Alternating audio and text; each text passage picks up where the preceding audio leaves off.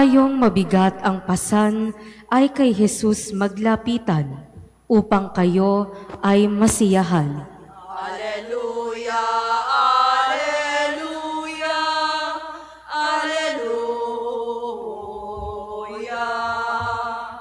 alleluia, alleluia, alleluia.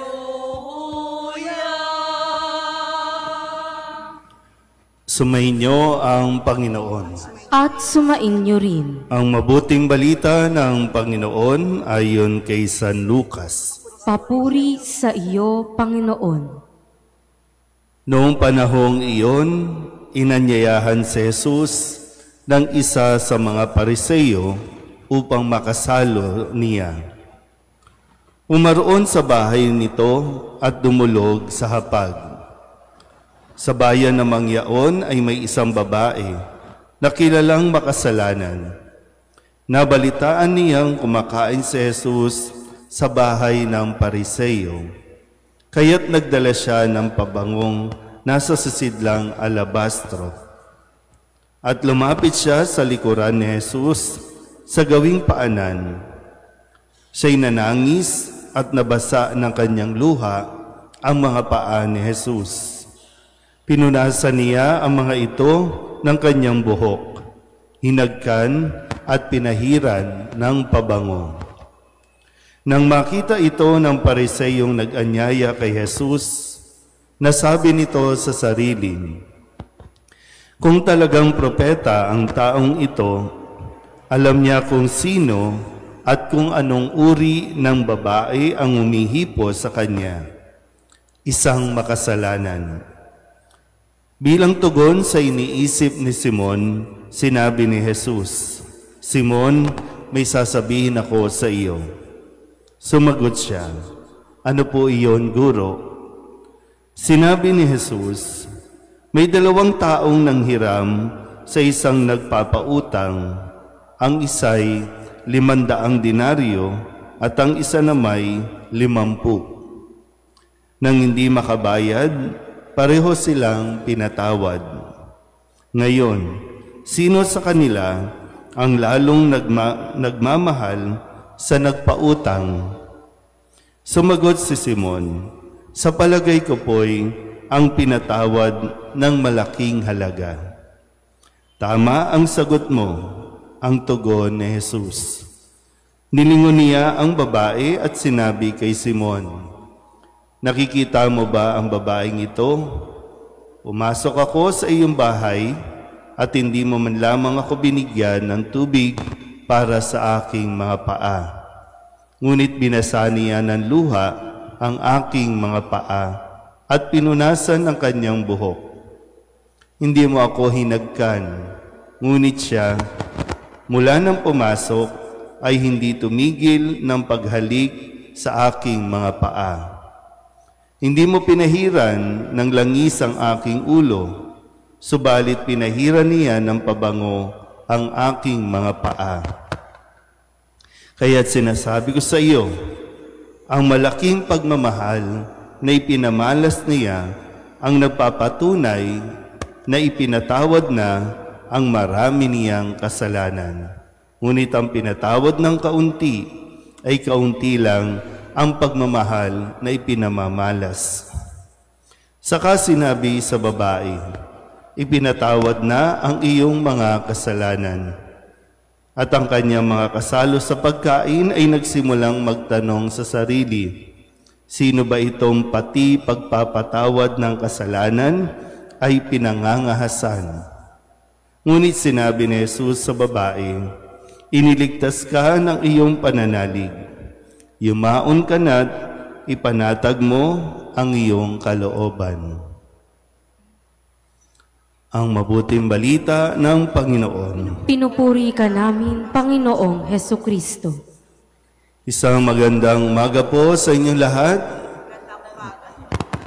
Ngayon po ay Huwebes ng ika-24 na linggo sa karaniwang panahon at sa narinig nating kwento sa ating Ebanghelyo sa araw na ito ay malalaman natin na napakalaki ng habag ng Diyos at handang magpatawad ang Diyos sa mga taong nagsisisi sa kanilang kasalanan. Pero ang kasalanan, bago mapagsisihan, dapat nating inaako at inaamin na tayo po ay may kasalanan. Doon naman po yung magsisimula, no? Kasi paano mo ihingi ng tawad ang isang bagay na hindi mo nga alam o inaamin na kasalanan? Kaya nga madalas ko rin sinasabi, no? Ang kasalanan, inihingi yan ng tawad. Ang pagkakamali, itinatama yan. At dito po, no, sa kwentong ito, kahit hindi na magsalita yung babaeng makasalanan, alam na ni Jesus ang makasalanan na ito. Pero ang tiningnan niya ay yung naging pagkilos ng babae na tanda na rin ang kanyang paghingi ng tawad o pag-amin ng makasalanan.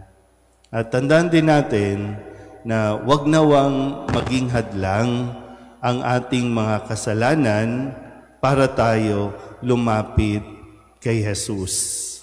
Minsan kasi ginagamit nating justification, makasalanan ako kaya hindi na ako lalapit, hindi na ako magsisimba, makasalanan ako, hindi ako mapapatawad ng Diyos. Minsan yan yung tinatawag nating false humility. Lalo tuloy tayong napapalayo sa Diyos.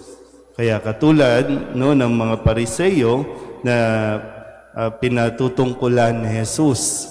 Dahil mahilig ang mga Pariseyong magturo, pero yung kasalanan nila ay hindi nila nakikita o hindi nila inaamin.